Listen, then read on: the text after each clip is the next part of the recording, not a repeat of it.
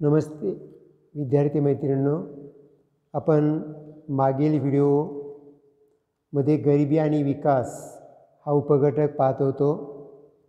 त्या उपघटकामध्ये आपण गरिबीची व्याख्या पाहिलेली आहे की ज्या व्यक्तीच्या किमान मूलभूत गरजांची पूर्तता न होणं, त्या व्यक्तीला आरोग्यविषयक सुविधा न मिळणं, शैक्षणिक सुविधा प्राप्त न होणं आणि विकासाच्या पर्यायी संधीचा अभाव असणं म्हणजे गरिबी, अशी संयुक्त राष्ट्र संघटनेच्या आर्थिक आणि सामाजिक परिषदेने म्हणजे इकॉनॉमिक्स अँड सोशल काउन्सिल यांनी जी काही गरिबीची व्याख्या सांगितलेली व्याख्या आपण मागील तासामध्ये पाहिलेली आहे। आता संयुक्त राष्ट्राच्या आर्थिक व सामाजिक परिषदेने असा युक्तिवाद केला आहे की गरिबी निर्मूलनासाठी शासन प्रयत्नशील असतं, शासन प्रयत्न करत असते, शासन अनेक लोककल्याणकारी योजना राबविण्याचा प्रयत्न करते, परंतु त्या प्रयत्नांना लोकांचा सहभाग न मिळाल्यामुळे, लोकांचा पाठिंबा न मिळाल्यामुळे खऱ्या अर्थाने त्या योजना यशस्वी होत नाहीत किंवा त्या सर्वांपर्यंत पोहोचू शकत नाहीत। याचा अर्थ आपण यापूर्वीसुद्धा पाहिलेला आहे की कोणताही सामाजिक प्रश्न हा लोकसहभागाशिवाय आणि लोकचळवळीशिवाय पूर्णत्वास जाऊ शकत नाही। म्हणून जोपर्यंत लोकांचा सहभाग प्राप्त होणार नाही, लोकांच्यामध्ये तशा प्रकारची चळवळ निर्माण होणार नाही, तोपर्यंत आपण त्या प्रश्नाच्या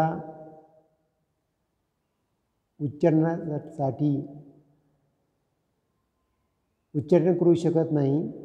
म्हणून संयुक्त राष्ट्राच्या आर्थिक आणि सामाजिक परिषदेने असा युक्तिवाद केला की गरिबी निर्मूलनासाठी शासन तसेच समाजातील इतर घटकांचा संपूर्ण सहभाग असणे, परिपूर्ण सहभाग असणे गरजेचं आहे।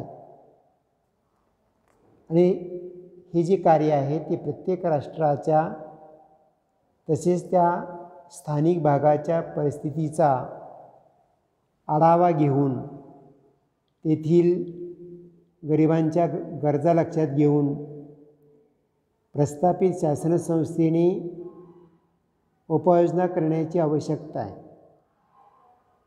लोकशाहीकरण आणि मानवी हक्कांचे संरक्षण हे सुशासनाचे मूलभूत घटक गरिबी दूर करण्यासाठी आवश्यक मानलेले आहेत।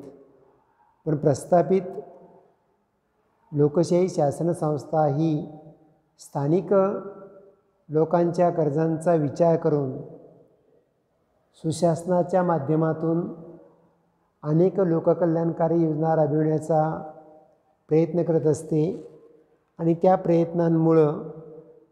प्रयत्नांना लोकांचा सहभाग प्राप्त होतो आणि मग आपण गरिबी निर्मूलनाच्या योजना जनतेपर्यंत पोहोचू शकतो। म्हणून भारताच्या राष्ट्रीय धोरणाने नेहमी राजकीय आणि आर्थिक स्वातंत्र्य हे एकमेकाशी जोडलेले आहे। फक्त राजकीय स्वातंत्र्य प्राप्त होणं गरजेचं नाही, तर राजकीय स्वातंत्र्याबरोबरच आर्थिक स्वातंत्र्य प्राप्त होणं आवश्यक आहे। आणि आर्थिक स्वातंत्र्यामध्ये मानवाच्या किमान मूलभूत गरजांची पूर्तता होणं हे महत्त्वाचं मानलेलं आहे। पहा, कारण किमान मूलभूत गरजांची पूर्तता होण्यासाठी त्या सुशासनाने लोककल्याणकारी योजनांची प्रभावीपणे अंमलबजावणी करण्याची आवश्यकता असते आणि त्या योजनांना लोकांचा परिपूर्ण पाठिंबा प्राप्त झाल्यानंतर आपण त्या गरजांची पूर्तता करू शकतो। त्याचबरोबर आर्थिक स्वातंत्र्याबरोबरच राष्ट्रीय सार्वभौमत्वाशी तडजोड न करता आपली धोरणे राबवण्याचे स्वातंत्र्य हे प्रत्येक राष्ट्राच्या शासन संस्थेला प्राप्त होत असते. कारण राष्ट्राची शांतता, सुव्यवस्था आणि सार्वभौमत्व याला कुठल्या प्रकारची बाधा उत्पन्न होईल अशा प्रकारची भूमिका ही व्यक्ती आणि समाजव्यवस्थेकडून घेतली जाऊ नये.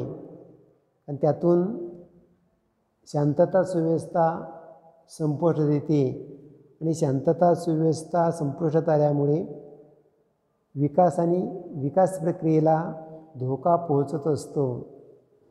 म्हणून प्रस्थापित शासन संस्थेने भारताच्या विकास प्रक्रियेचे सुशासनाच्या माध्यमातून 3 महत्त्वाचे पैलू सांगितलेले आहेत. या 3 पैलूंच्या माध्यमातून आपण विकास प्रक्रिया अधिक गतिमान बनवू शकतो आणि त्या प्रक्रियेमध्ये सर्व व्यक्तींना सहभागी करून घेण्याचा प्रयत्न केला जाऊ शकतो. म्हणून हे विकासाचे 3 पैलू याचं सार्वत्रिकरण होणं किंवा त्याचा लोकांचा पाठिंबा मिळणं हे अधिक महत्त्वाचं मानलेलं आहे. पहा, त्यातला पहिला पैलू आहे ते म्हणजे अर्थव्यवस्थेचे आधुनिकीकरण. आर्थिक व्यवस्था या आधुनिकीकरणाच्या दृष्टिकोनातून भारताच्या आर्थिक व्यवस्थेचे आधुनिकीकरण म्हणजे औद्योगिकीकरण होय. औद्योगिकीकरणामुळे रोजगार निर्मिती होईल. रोजगार निर्मितीमुळे उत्पादकता वाढेल अशी अपेक्षा आहे. आणि म्हणून लघुउद्योगांपेक्षा मोठ्या प्रमाणातील उद्योगांवर तसेच उत्पादनावर भर देण्यात आला. यामुळे कामगारांच्या वाढत्या संख्येला रोजगार उपलब्ध होणार आहे. पंडित नेहरूंच्या काळात कृषी क्षेत्राऐवजी औद्योगिकीकरणाला महत्त्व देण्यात आले. जमीन सुधारणा व जलसिंचन ही कृषी क्षेत्रातील प्रगतीची साधने म्हणून पाहिली गेली आणि खऱ्या अर्थाने जलसिंचन आणि जमीन सुधारणा या कृषी क्षेत्राच्या विकासाला पायाभूत सुविधा म्हणून त्यांचा सर्वांगीण विकास होणं आवश्यक आहे. कारण पायाभूत सुविधांमध्ये विकास झाल्याशिवाय खऱ्या अर्थाने आर्थिक आणि औद्योगिक विकासाला चालना मिळू शकत नाही. भारतासारख्या कृषीप्रधान राष्ट्रामध्ये कृषी क्षेत्रावरती अवलंबून असणाऱ्या व्यक्तींची संख्या ही अधिक असल्यामुळे या कृषी क्षेत्राला जर आपण आर्थिक सुधारणेच्या दृष्टिकोनातून पायाभूत सुविधांमध्ये विकास करण्याचा प्रयत्न केला, जलसिंचन सुविधा प्राप्त करून देण्याचा प्रयत्न केला, कृषी क्षेत्राची उत्पादकता वाढवली, उत्पादन क्षमता वाढवली, तर निश्चितच भारतासारख्या विकसनशील राष्ट्रालासुद्धा आपल्या अर्थव्यवस्थेचे सबलीकरण किंवा मजबूतीकरण करणं शक्य होईल. आणि म्हणून आधुनिकीकरणाचा उद्देशच असा आहे की औद्योगिक क्षेत्राबरोबरच कृषी क्षेत्राला प्रोत्साहन देऊन त्याची उत्पादकता वाढविणे, जलसिंचन सुविधा प्राप्त करून देणे आणि कृषी क्षेत्रामध्ये नवीन तंत्रज्ञानांचा स्वीकार करून कृषी विद्यापीठांनी नवीन संशोधनाच्या माध्यमातून आधुनिक पद्धतीने शेती करण्यासाठी लोकांचा सहभाग वाढविणे आणि कृषी क्षेत्र उत्पादनामध्ये वाढ करणे म्हणजे आपोआपच आर्थिक विकासाला गती प्राप्त होऊ शकते. आणि म्हणून भारतासारख्या कृषीप्रधान राष्ट्राच्या दृष्टिकोनातून जलसिंचन सुविधा हा कृषी क्षेत्राचा पायाभूत घटक मानला जातो. आणि म्हणून त्यासाठी खऱ्या अर्थाने शासन संस्थेने प्रयत्न करणं आणि त्यासाठी सहभाग मिळवणं हे आवश्यक व गरजेचं मानलेलं आहे. त्यानंतर लघु उद्योगांपेक्षा मोठ्या प्रमाणातील उद्योगांमध्ये परकीय आर्थिक गुंतवणूक वाढविण्याच्या दृष्टिकोनातून प्रयत्न होणं गरजेचं आहे. आता परकीय आर्थिक गुंतवणूक ज्यावेळेस पायाभूत सुविधांमध्ये विकास साधला जाईल त्याच वेळेस खऱ्या अर्थाने आर्थिक गुंतवणुकीला गती प्राप्त होऊ शकते.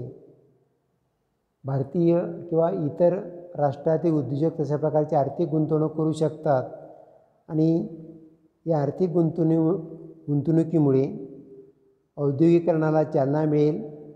मोठमोठे उद्योग हे अधिक प्रमाणात विकसित होतील, स्थापन केले जातील, त्यातून रोजगार निर्मिती होईल, बेकारी कमी होईल, आर्थिक उत्पादकता वाढेल आणि विषमतासुद्धा नष्ट करण्यासाठी आर्थिक विषमतेची दरी कमी करण्याच्या उद्देशाने सुद्धा औद्योगिकरणाला गती प्राप्त करून देण्याची आवश्यकता या अर्थव्यवस्थेच्या आधुनिकीकरणामध्ये मांडलेले आहे पहा.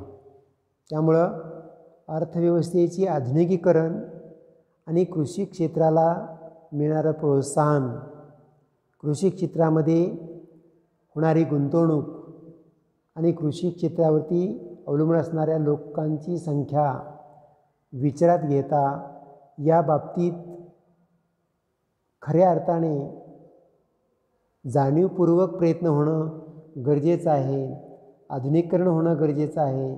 तरच आपण गरिबी दूर करण्यासाठी आणि विकास प्रक्रियेला गती देण्यासाठी प्रयत्न करू शकतो. त्यानंतर विकासाचा दुसरा महत्त्वाचा पैलू आहे ते म्हणजे आत्मनिर्भरता. आता आत्मनिर्भरता याच्यामध्ये भारताच्या राष्ट्रीय चळवळीचा संबंध आत्मनिर्भरता या संकल्पनेशी जोडण्यात आलेला आहे. आत्मनिर्भरतेचा एक पैलू म्हणजे भारताचे आयात पर्यायी धोरण. यामध्ये भारताचे स्वदेशी कारखाने उद्योग विकसित करण्यावर भर दिला गेला. भारताने इतर राष्ट्रांकडून आर्थिक मदत घेतली, पण ती प्रामुख्याने सार्वजनिक क्षेत्रातील उद्योगांसाठी वापरण्यात आली. आणि म्हणून सार्वजनिक क्षेत्रातील उद्योगांबरोबरच खाजगी उद्योजकांमध्ये सुद्धा आर्थिक गुंतवणूक होण्याची गरज आहे. आणि आत्मनिर्भर हा जो काही पैलू आहे या पैलू सर्वांगीण होण्यासाठी लोकांची त्या दिशेने पाठिंबा व सकारात्मक दृष्टिकोन, त्यांच्या अपेक्षांची पूर्तता ही त्या माध्यमातून झाली पाहिजे. आणि मग उद्योग विकसित झाल्यानंतर खाजगी आणि सार्वजनिक उद्योगांमध्ये विकास झाल्यानंतर आपण त्या दृष्टिकोनातून आर्थिक विकासाला मदत प्राप्त करून देऊ शकतो. आर्थिक विकासामध्ये प्रगती साधली जाऊ शकते आणि त्या दृष्टिकोनातून आत्मनिर्भर भारत बनवण्यासाठी कौशल्याधिष्ठित अभ्यासक्रमाच्या माध्यमातून कौशल्याधिष्ठित अभ्यासक्रमाच्या माध्यमातून लोकांच्यामध्ये उपक्रमशीलता आणि नाविन्य प्राप्त करण्याचं शिक्षण हे त्या दृष्टिकोनातून देणं गरजेचं आहे. आणि त्यासाठी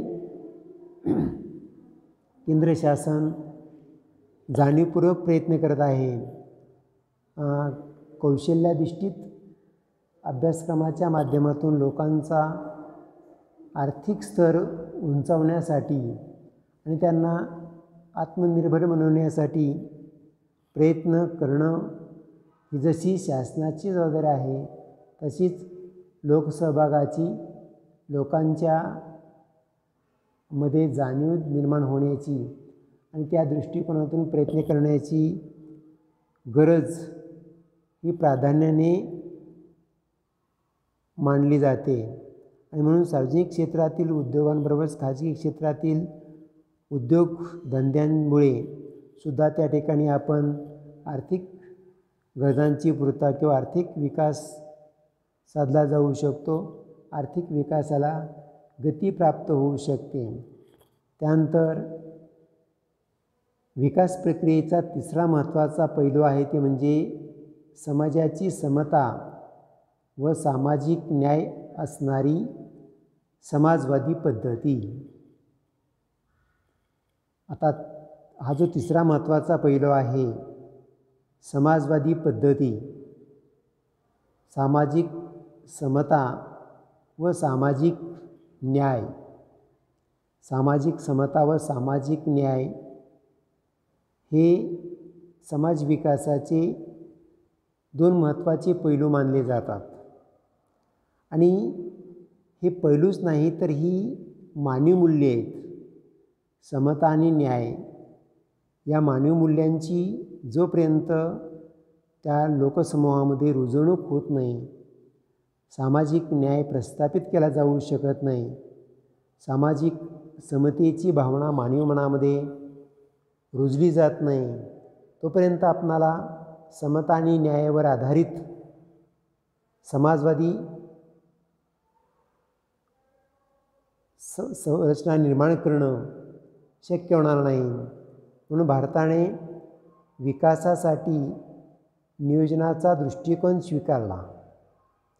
त्यासाठी नियोजन आयोग स्थापन केलं. नियोजन आयोगाच्या जागी नीती आयोगाची स्थापना केली आहे. आणि या नीती आयोगाच्या माध्यमातून नियोजन आयोग आणि नीती आयोगाच्या माध्यमातून देशाच्या विकासासाठी पंचवार्षिक योजना तयार करणं अपेक्षित होतं. खाजगी क्षेत्राऐवजी सार्वजनिक क्षेत्रातील उद्योगाला महत्त्व देण्यात आले. भारताची समाजवादाची संकल्पना कल्याणकारी राज्याला भारताची समाजवादाची संकल्पना कल्याणकारी राज्याला प्रोत्साहन देते. तसेच रोजगार निर्मिती करण्यावर आधारित आहे. म्हणून भारताच्या दारिद्र्य निर्मूलनासाठी हा मार्ग स्वीकारण्यात आलेला आहे. परंतु सामाजिक समता आणि सामाजिक न्याय या मूल्यांच्या रुजवणुकीसाठी शासन प्रयत्नशील आहे. शासन प्रयत्न करते, तशा प्रकारचे नियोजन केले जातं आहे. परंतु त्याला लोकांचा सहभाग न प्राप्त झाल्यामुळे, लोकांचा पाठिंबा न मिळाल्यामुळे खऱ्या अर्थाने आपणाला सामाजिक न्याय स्थापन झाल्याचं पाहावयास मिळत नाही. आणि मग समतावादी दृष्टिकोन आणि विकासाचे धोरण हे पंचवार्षिक योजनांच्या माध्यमातून राबविण्यामध्ये अडचणी येत आहेत. त्याला लोकसहभाग हीच सर्वात मोठी अडथळा मानला जातो. म्हणून 1 जानेवारी 2015 पासून नीती नियोजन आयोगाच्या जागी नीती आयोगाची स्थापना केली. 1 जानेवारी 2015 या 2015मध्ये पंतप्रधान नरेंद्र मोदी यांनी नियोजन आयोग बरखास्त करून या नियोजन आयोगाच्या जागी नीती आयोगाची स्थापना केली आणि या जे कार्य नियोजन आयोगाच्या माध्यमातून पार पाडलं जात होतं तेच कार्य आज नीती आयोगाच्या माध्यमातून पार पाडण्याचा प्रयत्न केला जातो आहे. त्यासाठी विकासाची पंचवार्षिक योजना तयार करणं आणि या पंचवार्षिक योजनांच्या माध्यमातून पायाभूत सुविधांच्या विकासाबरोबरच औद्योगिक विकासाला, कृषी विकासाला चालना देऊन अधिकाधिक आर्थिक गुंतवणूक या औद्योगिकरणाच्या माध्यमातून भारतामध्ये कशी होईल, ती आर्थिक गुंतवणूक ग्रामीण भागामध्ये केली जाईल आणि त्यामुळं ग्रामीण भागाच्या आर्थिक विकासाला, रोजगार निर्मितीला चालना मिळेल, गरिबी कमी होईल आणि गरिबीसारखी जी विषमता आहे ही विषमता आपण त्या ठिकाणी नष्ट करू शकतो. पण यासाठी शासन संस्था ज्या पद्धतीने पंचवार्षिक योजनांच्या माध्यमातून योजना राबविण्याचा प्रयत्न करते, या योजनांना लोकांचा पाठिंबा, संपूर्ण पाठिंबा आणि सहभाग प्राप्त झाल्यानंतर आपण त्या यशापर्यंत पोहोचणार आहे.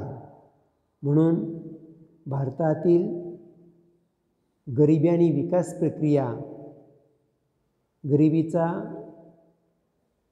विकास साधण्याच्या दृष्टिकोनातून हे 3 जे महत्त्वाचे पैलू मानलेले आहेत, अर्थव्यवस्थेचे आधुनिकीकरण, आत्मनिर्भरता आणि समाजाची समता व सामाजिक न्याय असणारी समाजवादी पद्धती, या 3 पैलूंवर आधारित आपण खऱ्या अर्थाने सर्वांगीण विकास साधण्यासाठी प्रयत्न करणं गरजेचं आहे. शासन संस्थेने आणि लोकसहभागाने या दोन्ही घटकांच्या माध्यमातून जर प्रयत्न झाले तर आपण निश्चितच विकासाची प्रक्रिया ही अधिक जलद गतीने पूर्ण करू शकतो. त्यानंतर यानंतर पुढचा जो भाग आहे तो आपण पुढच्या व्हिडिओमध्ये पाहणार आहोत. आज आपण इथंच थांबतोय. धन्यवाद.